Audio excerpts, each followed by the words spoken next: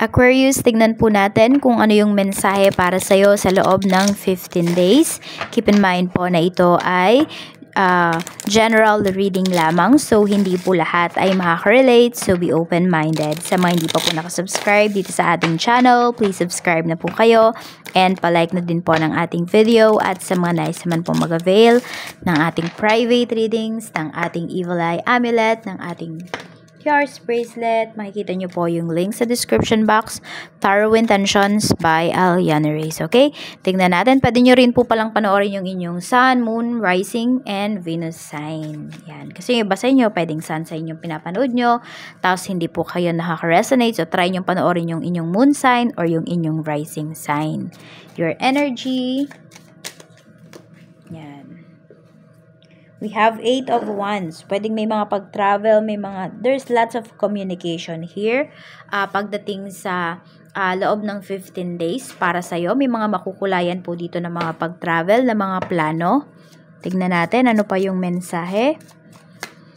Energy around you, we have Death card. So, pwedeng meron dito, may pupunta ng burol. Meron tayo ditong pwede po na yung iba sa inyo, may mga pagbabago sa life ninyo. Big changes ito. Okay? This is the energy around you kasi. Okay? So, we have Death card. So, may mga tao dito na pwedeng iiwasan ka. May mga tao dito na, na magiging malaki yung impact mo pagdating sa mga decision makings po nila. So, we have the place. The place, we have 10 of Swords. Okay, medyo mag-iingat kayo, air signs. Ayan, sa loob ng 15 days. Pwedeng may pantatraidor dito na maganap. Okay, or, more on may betrayal kasi dito. So, pagdating naman sa place, ayan po, sa place, pwedeng medyo malungkot. Ayan, medyo mabigat yung energy kasi na pinapakita rito. Hindi ko alam kung meron kayong mga bagay na babalikan or meron kayong mga bagay na tatapusin regarding po sa inyong, sa mga sitwasyon po sa buhay po ninyo. Saan ka ba dapat mag-focus? Mayroon tayo ditong, okay, the Chariot. More on sa health mo, yun yung nakikita ko dito.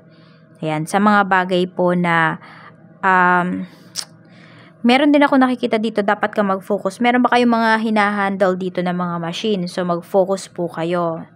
Or baka meron dito, nagmamaneho, ganyan. Focus kayo. And also, focus kayo pagdating sa inyong family or sa inyong relationship. Kasi yung iba sa inyo, air signs, Aquarius, pwede na may mga napapansin kayo regarding sa relationship ng ibang tao. So, di ba, observer kayo?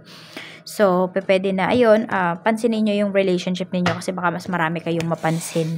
Mas marami kayong makita. Mas madami kayong ma-observe.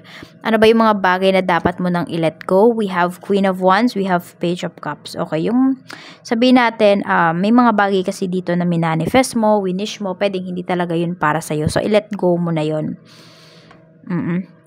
Let go mo na yon. Air signs. Ayan kasi parang meron akong energy kasi dito na nakikita na parang pagpipilit. So, yun nga, kung hindi talaga yun para sa'yo, just let go para hindi ka ma-stress.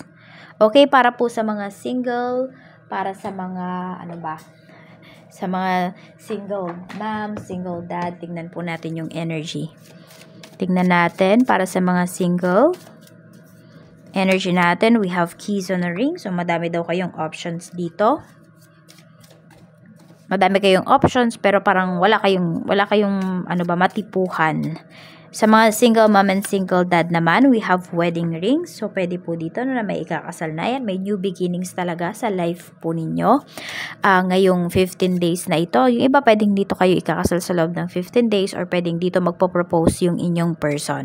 Sa mga byuda at byudo naman po, we have soulmates. Okay, ito pala, pwede kasi na yung iba sa inyo, naging single mom kayo or single dad kayo, pero kasal kayo. So, baka meron kayong aayusin dito regarding your marriage. Pwedeng annulment ito. Ayan, pwede rin naman, baka may magkabalikan. So, mga byuda at byuda naman po, ayan, pwedeng matagpuan nyo na yung soulmate po ninyo. Okay, yung makakarelasyon po ninyo dito, hindi lang physical.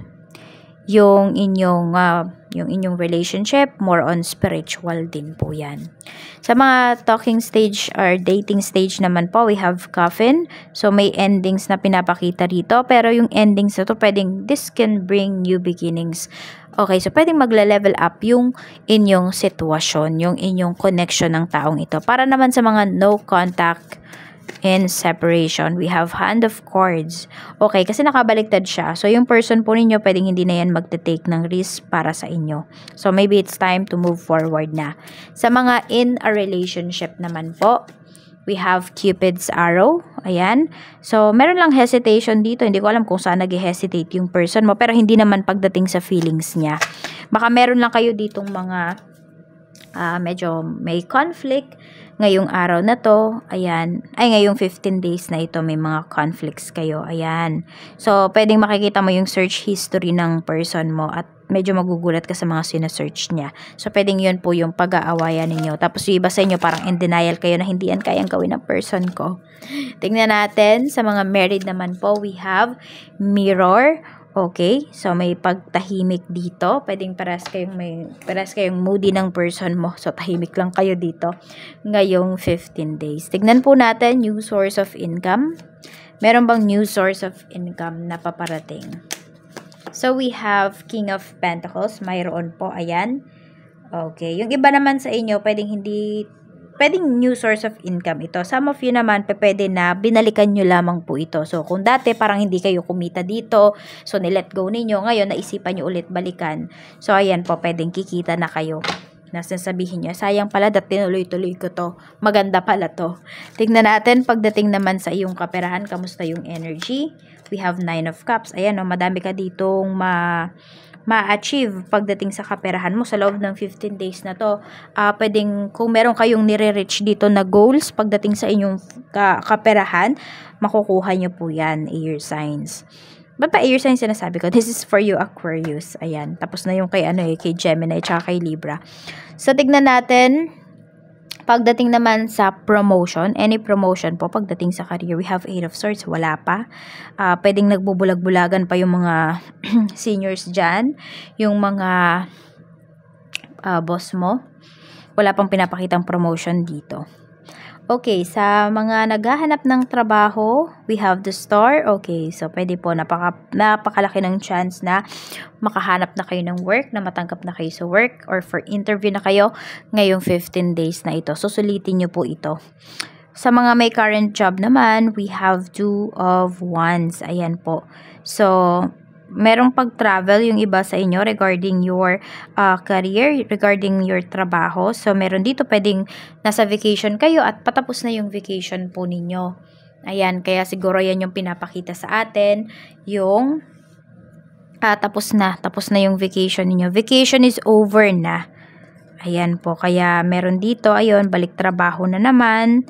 Kaya may mga nilalakad na ulit kayo, mga visa po ninyo, mga ticket, ganyan. So, tingnan natin, pagdating naman sa mga nagbabalak mag-resign. 7 of Swords. We have 6 of Swords. Okay na, gets talaga, no? Gets. Okay na daw po. Pwede na kayong mag-resign. Wala naman kayong pagsisisihan dito, Aquarius. Tignan natin sa mga may business, sa mga gustong mag-start mag-business. 5 of Wands, medyo magulo pa yung sitwasyon. Wag daw muna. Could be 5 months from now, tsaka nyo simulan yung business niyo. Or could be pwedeng 5 weeks. So, sige, yan na yung pinakamaigsi, 5 weeks. Pinakamahaba is 5 months. Sa mga may business naman po, we have 5 of Swords. Medyo mag-iingat kayo dito. Ilista nyo talaga lahat. Kasi pwedeng magkaroon po kayo ng problema sa ingredients, sa products po ninyo. Yan yung pinapakita rito. Okay, baka kasi maloko kayo. Kaya lista nyo po lahat. Mas maganda naka-record lahat para walang ligtas. O hindi makakaligtas. Walang lusot pala. Walang lusot yung nandaraya po sa inyo dito. Sa mga nalulugi naman yung business, we have 7 of Cups. We have the Hermit. We have the Fool. Okay, wag daw kayong matakot na magdagdag pa ng produkto. Yung iba kasi sa inyo, naisip nyo, hindi na nga ito mabenta, tapos magdadagdag pa ako. Okay, yung iba naman sa inyo, pwedeng mag-promo kayo dito pagdating sa inyong negosyo. Huwag kayong manghinayang kasi, ayan, dun sa promo nyo na yon madaming bibili, 'di ba? So, yan po, pwedeng maging mga suki nyo na po yan. Kaya huwag kayong manghihinayang dito. Okay lang na ilaban nyo pa yung business po ninyo. Huwag muna kayong mag-give up agad. So, tingnan natin ano po yung blessings na paparating para sa'yo. Yan, ano pa yung mga blessings? Mga blessings po na paparating spirit guide for Aquarius.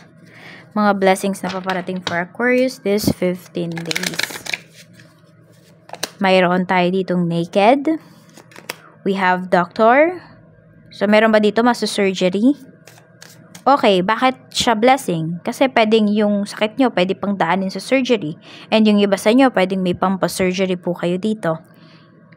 Meron naman dito, pwede po na nasa medical field kayo. And ayan po, pwedeng magkakaroon na kayo ng trabaho. We have X. May babalik daw na X dito talaga. May pinapakita na. Sabi ko ba yun kanina? Yun sa mga single mom and single dad. So, pwede po na dyan po may bumalik na X po. So, ayan lang po. Maraming salamat po. Mag-iingat kayo always and more blessings to come.